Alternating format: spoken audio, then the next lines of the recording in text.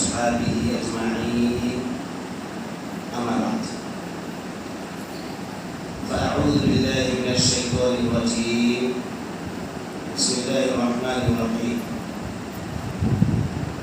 ألف لام ميم ذلك الكتاب لا ريب فيه هدى للمتقين.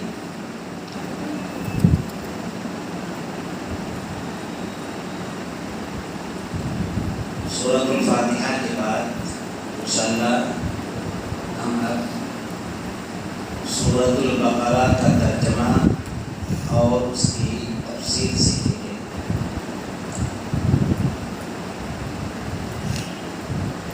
البقرہ کیا معنی ہے؟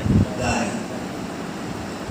چونکہ اس سورہ کے اندر آگے چل کر کے اسی پہلے پارے میں گائے کا ذکر آیا ہے موسیٰ علیہ السلام کے قصے میں. تو اس وجہ سے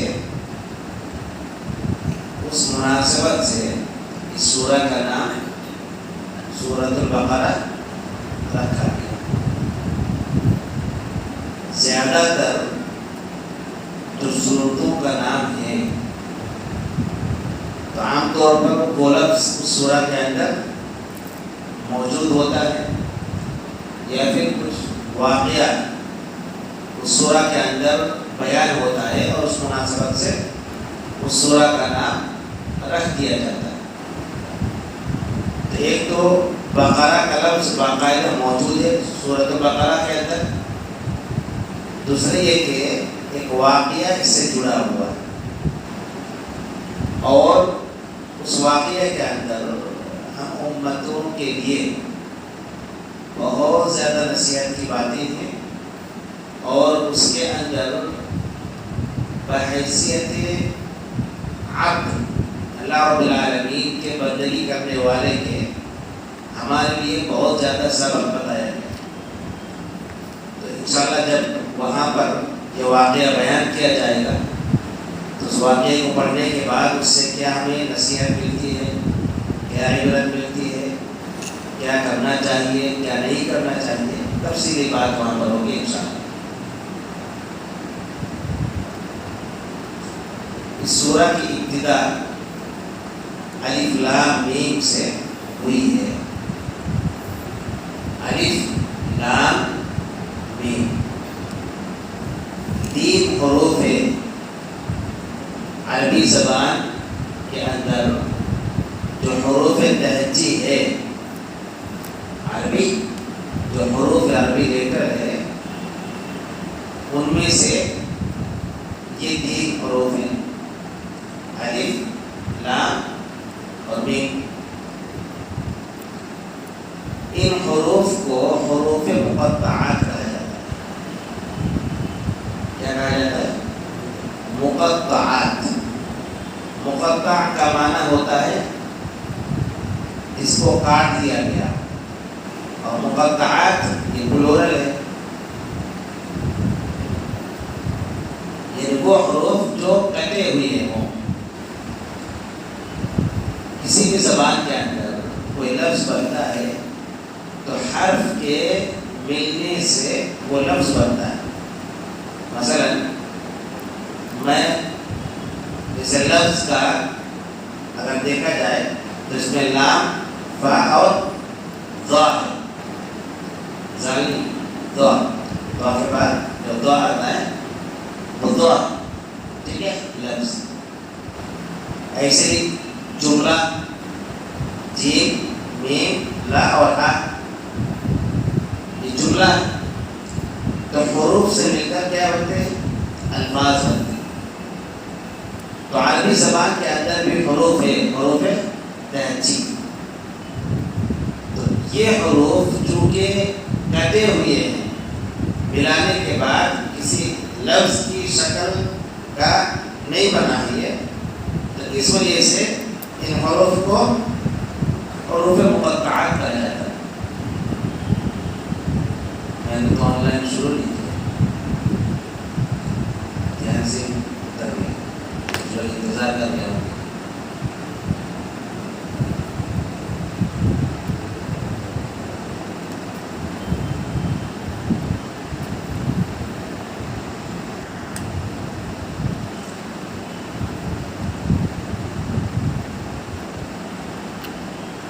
سورۃ البقرہ اس سورہ کا نام ہے، چونکہ اس سورہ کے اندر آگے چل کر کے بقرہ کا ذکر ہے۔ بقرہ کا معنی گائے، اور لفظ بقرہ موجود ہے، اور اس سے جڑا ہوا ایک واقعہ جو موسیٰ علیہ السلام اور ان کی قوم کے حوالے سے بیان کیا گیا ہے، وہ اللہ رب العالمین نے ذکر کیا ہے۔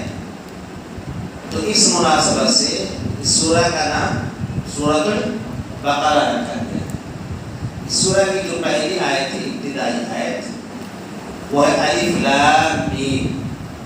الف لام اور میم، الف ایک حرف ہے، لام ایک حرف ہے، اور میم ایک حرف ہے۔ الف لام میم مل کے وہی باقاعدہ عربی زبان کے اندر جو لفظ بنتا ہے، یہ لفظ نہیں بنا۔ جس لفظ کا کوئی معنی اور ایک خاص مفہوم ہوتا ہے حروف کے ملنے سے، تو ایسا کوئی لفظ نہیں ہے۔ باقاعدہ یہ الگ الگ حرف ہی ہے، جس کو حروف تہجی کہا جاتا ہے۔ حروف تہجی جو ہجا کرتا ہے، ویسے حروف الگ الگ کر کے رہتا ہے، اس وجہ سے اس کو حروف تہجی بولتے ہیں۔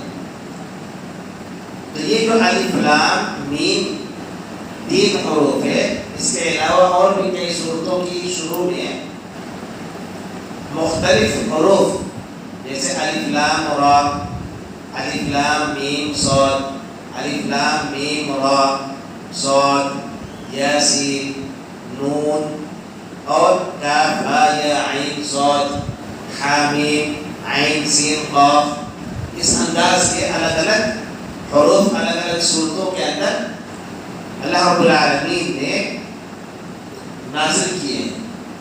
تو چونکہ یہ کٹے ہوئے حروف ہیں، اس وجہ سے ان حروف کو حروف مقطعات کہا جاتا ہے۔ کیا کہا جاتا ہے؟ مقطعات۔ مقطعات کا معنی ہے کٹے ہوئے، چونکہ باقاعدہ لفظ نہیں ہے، یہ کٹے ہوئے حروف پڑھے جاتے ہیں، اس وجہ سے ان حروف کو حروف مقطعات کہا جاتا ہے۔ تو اب یہاں پر سوال ہوتا ہے کہ دیکھیے میں نے ترجمہ الف لام میم کا کیا ترجمہ کیا ہے؟ الف لام میم ہی ترجمہ کیا ہے۔ تو ذہن میں یہ سوال اٹھتا ہے کہ الف لام میم کا معنی کیا ہے؟ جو قرآن ہے، قرآن کے اندر بے معنی چیز تو اللہ رب العالمین نازل نہیں کرے گا کہ اس کا کوئی فائدہ نہ ہو، بے مطلب کی چیز اللہ رب العالمین نے ذکر کر دیا ہے، تو ایسا تو ہو نہیں سکتا۔ تو اس کا معنی اصل کیا ہے؟ یہ حروف، اس کا اللہ رب العالمین کا اصل مقصد کیا ہے؟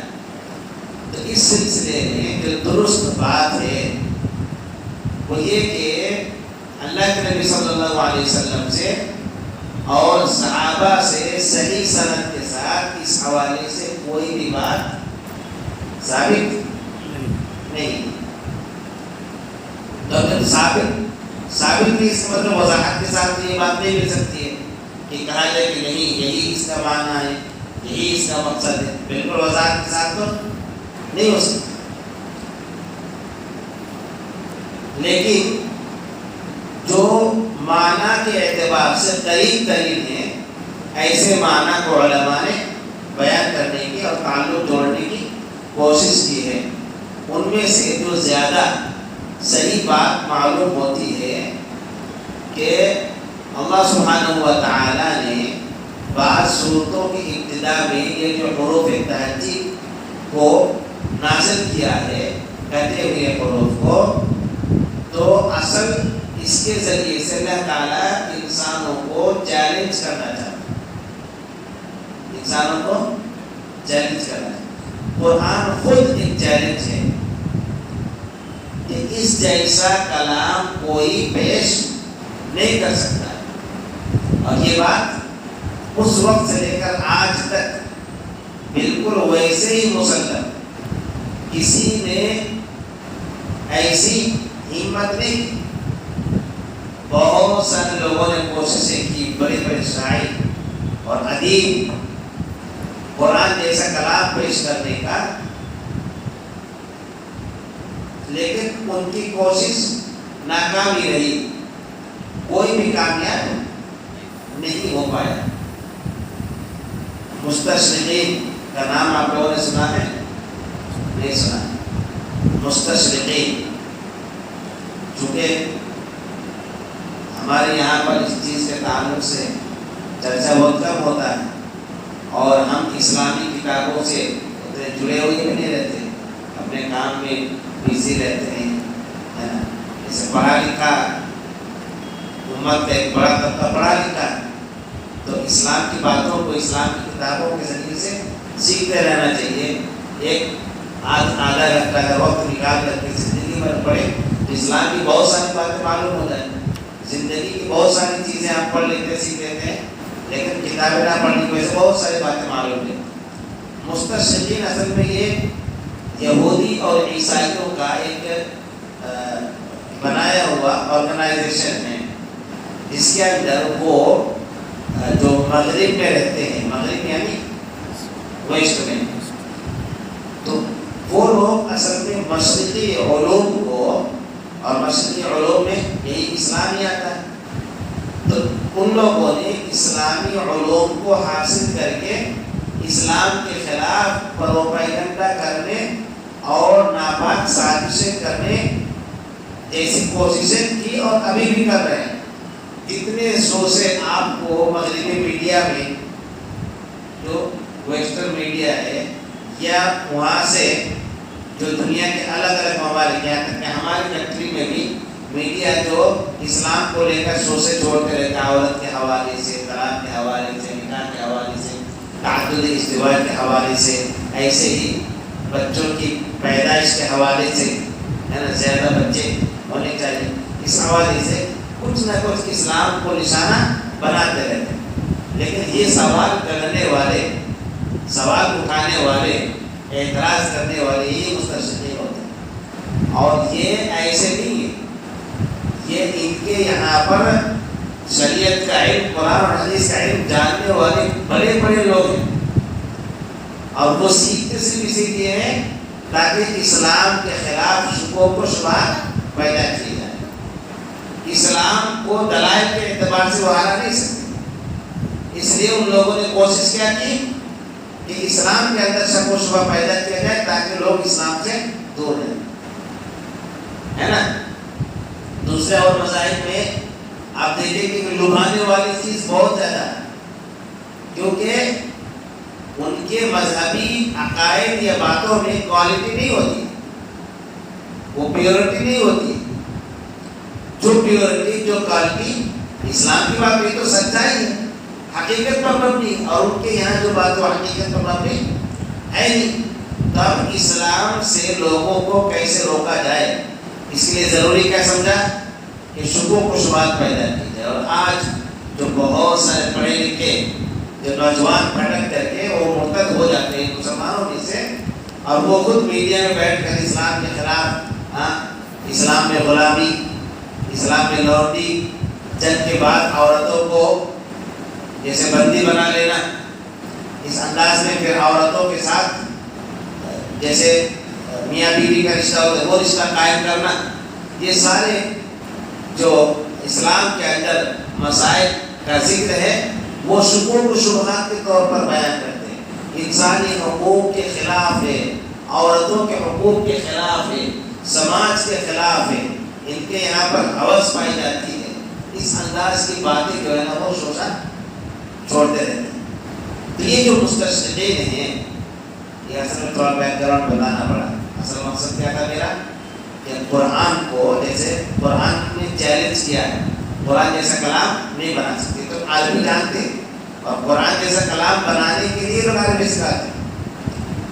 تو ایک استاذ نے شاگرد سے بیٹھے ہوئے تھے اور ان لوگوں کو عربی اتنا آ گیا کہ اب وہ لوگ باقاعدہ عربی میں بول سکتے تھے، جملہ بنا سکتے تھے. تو استاد نے ہوم ورک دیا کہ قرآن جیسا ان لوگوں کے اندر بنانے کی سوچ ہے کہ نہیں ہے.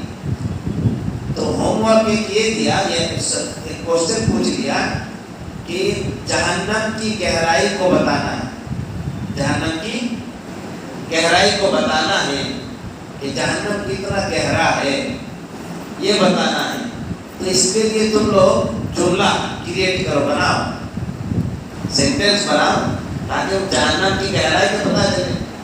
اب بہت سارے لوگوں نے کیا کیا کہ جہنم وسیع اور جہنم بہت وسیع ہے، جہنم اوسع، بہت زیادہ سپرلیٹو ڈگری میں استعمال کیا، اوسع ہے نا، تو جہنم ہر چیز سے زیادہ وسیع ہے، یہ الگ الگ انداز میں بیان کیا۔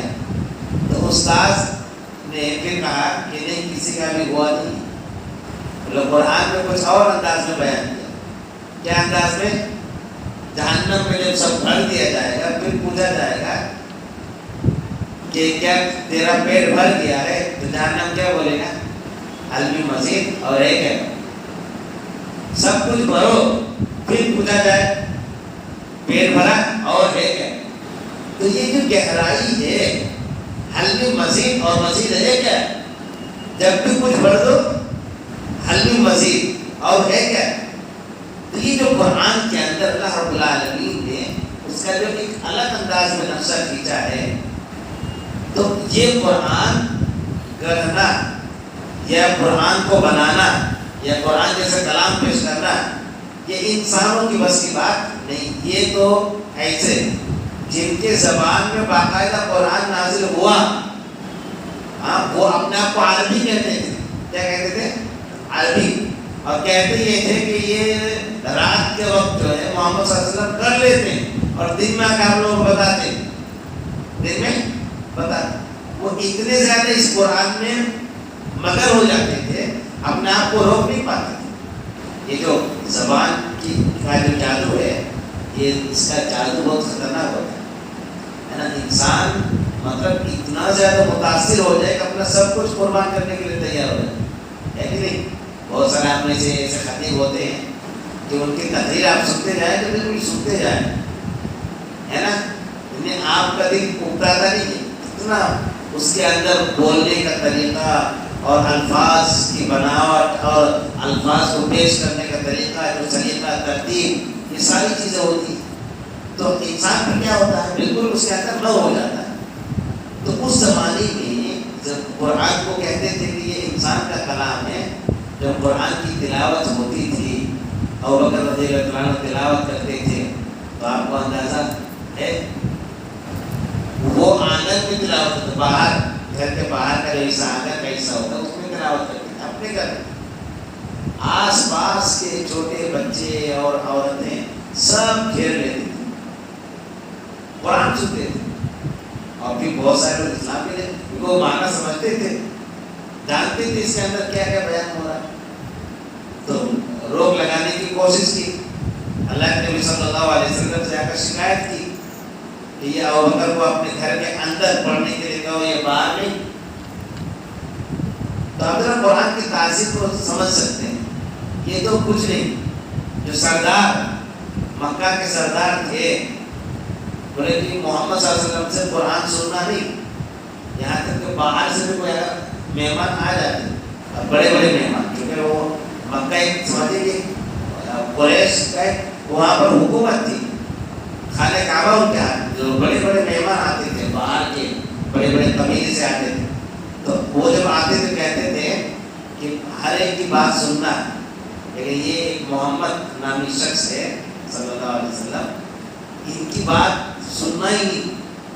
تو ایک طفیل بن عمرو الدوسی بہت بڑے شاعر تھے، شاعر مطلب کلام کرنے، بات کرنے کا طریقہ، سلیقہ، وہ مہارت رکھتے تھے۔ تو جب ان سے کہا مکہ کے سرداروں نے کہ ان کی بات نہیں سننا، تو اپنے کانوں میں روئی ٹھوس لیتے تھے، کہیں ایسا نہ ہو ان کی بات آ جائے اور جادو جو ہے نا دماغ تک، دل تک پہنچ جائے، اور وہ لوگ اسی انداز میں سمجھا رکھتے تھے جادو کر دیتا ہے، انسان متاثر ہو جاتا ہے، پھر اس پر لٹو ہو جاتا ہے۔ اب یہ ہے کہ طفیل بن عمرو نے بڑی کوشش کی، لیکن ایک بار ایسا ہوا کہ کوشش کے باوجود بھی اللہ کے نبی صلی اللہ علیہ وسلم کی کچھ آیتیں جو آپ صلی اللہ علیہ وسلم خانہ کعبہ کے پاس تلاوت کر رہے تھے نماز میں، ان کے کان میں پڑی، اور جیسے وہ آیتیں پڑھی، اب ان کا تو دماغ گھما کہ نہیں یہ تو کسی انسان کا کلام نہیں ہو سکتا، کیونکہ ہم بھی باقاعدہ ہم بات الفاظ کو گڑھتے ہیں، شاعری کرتے ہیں، تو طفیل بن عمرو الدوسی نے کیا کیا؟ آپ صلی اللہ علیہ وسلم کے پیچھے وہاں سے چلے، اور جب آپ صلی اللہ علیہ وسلم کے گھر تک پہنچ گئے تو پھر آپ صلی اللہ علیہ وسلم سے کہا کہ کوئی سورہ پڑھ دو، غالباً سورہ اخلاص کی آپ صلی اللہ علیہ وسلم نے تلاوت کی تھی. تو اس کے بعد فوراً اسی وقت اشہد ان لا الہ الا اللہ و اشہد ان محمد رسول اللہ یہ کہہ کر وہ اسلام لائے. ذرا سوچئے قرآن کی تاثیر کیا تھی. تو آپ صلی اللہ علیہ وسلم جب تلاوت کرتے تھے تو مکہ کے سرداروں نے کیا کیا؟ مشورہ کیا ایک بار. کوئی بھی رات کو چپکے چپکے تلاوت سنتے تھے، جاتے تھے اور قرآن سن لیتے تھے. کوئی بھی آج سے محمد صلی اللہ علیہ وسلم کا کلام سننے کے لیے نہیں جائے. آپ صلی اللہ علیہ وسلم رات کے وقت خانہ کعبہ کے گرد جو ہے آپ نماز پڑھتے تھے اور قرآن کی تلاوت کرتے تھے اور یہ لوگ سنتے تھے. تو پابندی لگ گئی، اب سب سونے گئے تو بے چین ہو رہے. مطلب وہ جو کلام کی تاثیر ماحول اور جگہ کے اعتبار سے اس کا فرق پڑتا ہے. اپنے ہندوستان میں ہی بعض علاقے یو پی وغیرہ کے وہاں پر مشاعرہ وغیرہ کا اتنا زیادہ دیوانگی پائی جاتی ہے کہ لوگ جو رات بھر وہ اپنی نیند قربان کر دیتے ہیں، اور اگر 1000 2000 5000 10,000 بھی ٹکٹ ہوتا ہے تو اس کو باقاعدہ خرچ کرتے ہیں، وہ رہ نہیں پاتے اس کے بغیر. تو چونکہ وہاں کے لوگوں کے بچوں میں ہم نے دیکھا ہے کہ بچوں کے ذہن دماغ میں وہ شاعری جیسے انداز وہ رچا بسا رہتا ہے. تو وہ لوگ جیسے سونے کے لیے گئے تو بے چین ہو رہے، مطلب کروٹیں بدل رہے کہ جائے وہاں پر سننے کے لیے، لیکن پابندی لگا دی گئی ہے تو کیسے جائے نہیں جا سکتے. پھر دل میں بات آئی پابندی لگ گئی، سب تو سو رہے ہوں گے، چلو میں چلتا ہوں، میں چلتا ہوں. اب ایک نے سوچا میں چلتا ہوں، پھر دوسرے نے وہی سوچا کہ ارے پابندی لگ گئی ہے سب سو ہی رہے ہوں گے، چلو میں چلتا ہوں. ایسے کر کے سارے لوگ یہی سوچے کہ سب سو رہے ہوں گے اور میں اکیلے جا کے سن لیتا ہوں. وہاں جا کے دیکھ رہے سمے کاٹتا ہے. پھر آپ صلی اللہ علیہ وسلم سورہ نجم کی تلاوت کر رہے ہیں. اس کی سورہ نجم کی والنجم اذا هوى ما ضل صاحبكم وما غوى. تو اس کے اندر واقعی معنوں میں اتنی چاشنی ہے، اور وہ بھی تلاوت کون کر رہے ہیں؟ اللہ کے نبی صلی اللہ علیہ وسلم جس پر قرآن نازل ہوا. تو آپ صلی اللہ علیہ وسلم کی تلاوت سننے کے بعد اس سورہ کے آخر میں سجدہ ہے. اس سورہ کے آخر میں سجدہ ہے. اب آپ صلی اللہ علیہ وسلم تلاوت ختم ہوتی سجدے میں گر پڑے، اور یہ تلاوت میں اتنے زیادہ مگن ہو گئے تھے، اور آپ صلی اللہ علیہ وسلم کی آواز کی طرف اتنا زیادہ دھیان تھا کہ مشرک ہونے کے باوجود بھی یہ لوگ خود اللہ کے نبی صلی اللہ علیہ وسلم کے ساتھ سجدے میں گر پڑے. تو یہ باقاعدہ قرآن کو سمجھتے تھے، جانتے تھے، اچھی طرح سے واقف تھے، ان کی زبان تھی، لیکن پھر بھی وہ لوگ اس میں کامیاب نہیں ہو پائے. ان کو چیلنج کیا گیا، اور قرآن کے اندر یہ نا کہ قرآن جیسا کلام کو پیش کر دو، 10 سورہ ہی لے آؤ، پھر کہا کہ نہیں چلو ایک ہی سورہ لے آؤ، ایسی کوئی سورہ بنا دو. بعض لوگوں نے بنانے کی کوشش کی، الفیل وما ادراک ما الفیل لہو خرطوم طویل، ایسے کر کے سورہ بنا دیا ہے نا. القاریہ والقاریہ وما ادراک ما القاریہ، یہ وجہ الفیل مطلب کہ ہاتھی، وما ادراک ما الفیل آپ کو کیا پتا ہاتھی کیا ہے، لہو خرطوم طویل اس کا سونڈ تو لمبا ہے. اب یہ کوئی بات ہوئی، مطلب ایسے لگ رہا ہے کہ وہ کوئی جوک سنا ہے. مطلب اس کے اندر کیا پیغام ہے؟ کچھ پیغام ہے؟ کوئی پیغام نہیں. ہاتھی کا اللہ تعالیٰ نے ذکر کیا تو بھی پیغام کے ساتھ الم تری کیف فعل ربک باصحاب الفیل. آپ نے دیکھا نہیں کہ آپ کے رب نے ہاتھی والوں کے ساتھ کیا معاملہ کیا. اب کیا معاملہ کیا تو یہ سن کے ہی کیا معاملہ کیا. انسان کے دل میں شوق ہے کچھ تو ہوا تھا کرو، تو اب سارا نقشہ ابھر کر کے آ جائے گا، تو وہاں پر ایک مقصد سمجھ میں آ جائے گا. تو اس انداز میں آپ ذرا سوچیں کہ قرآن کے اندر باقاعدہ چیلنج کیا گیا ہے. تو بات کی ابتدا کہاں سے ہوئی تھی؟ الف لام میم سے. یہ جو الف لام میم حروف مقطعات ہیں، تو اصل میں عربی زبان کی یہ حروف تعجیز ہے. جس طرح سے انگلش میں 26 لیٹرز ہیں ہے نا، اردو زبان کی جو حروف ہیں ایسے ہندی زبان کی جو حروف ہوتے ہیں ایسے عربی زبان کے اندر بھی حروف ہوتے ہیں. تو تو قرآن کے بعض صورتوں کی ابتدا میں یہ حروف تہجی کو بیان کر کے اللہ رب العالمین بتلانا یہ چاہتا ہے کہ یہ جو قرآن نازل ہوا تو کسی اور جگہ سے، کسی اور پلانٹ سے، کسی اور آسمانی جو آسمانی جگہ ہے وہاں سے کوئی حرف لا کر کے یہ قرآن نہیں بنایا گیا، بلکہ یہ وہ حروف ہیں جو تم استعمال کرتے ہو، ان حروف کو بنا کر کے تم لفظ بناتے ہو، جملہ بناتے ہو، شاعری کرتے ہو، اور تم اس کے اندر نثر یعنی ادب کا پہلو تمہارا رہتا ہے، اور زبردست طریقے سے اپنے دل کی بات تم الفاظ کو سمیٹ کر کے ترتیب دے کر کے کہتے ہو، انہیں حروف تہجی، اور یہ قرآن بھی انہیں حروف تہجی پر بنا ہے۔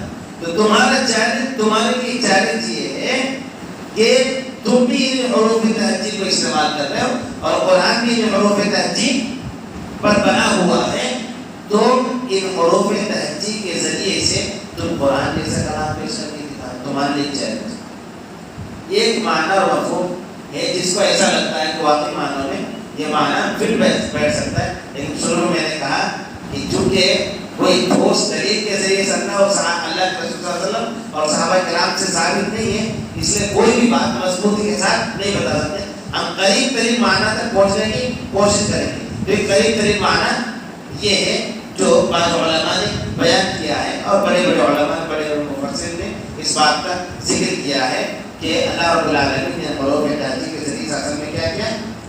چیلنج۔ ٹھیک ہے، تو یہ تو حروف تہجی۔ اس کے بعد ذالک الکتاب لا ریب فیہ ھدی للمتقین، ایک مستقل اس کے لیے درس کی ضرورت ہے۔ ابھی میں بات کی ابتدا درس ہوتا ہے اور مشکل ہمارے پاس 8 منٹ ہے تو بات ادھوری رہ جائے، اس لیے یہ درس صرف حروف مقطعات پر رہے۔ انشاءاللہ اگلا جو کل کا درس ہوگا وہ ذالک الکتاب لا ریب فیہ، اور ہو سکے تو ھدی للمتقین کو بھی کل کے درس میں بیان کیا جائے گا انشاءاللہ۔ اللہ رب العالمین سے دعا ہے کہ اللہ تعالیٰ ہمیں قرآن پڑھنے، سمجھنے اور قرآن کے اندر غور و فکر کرنے، تدبر کرنے، قرآن کے احکامات کو اپنی زندگی کے اندر نافذ کرنے کی توفیق عطا فرمائیں۔ آمین۔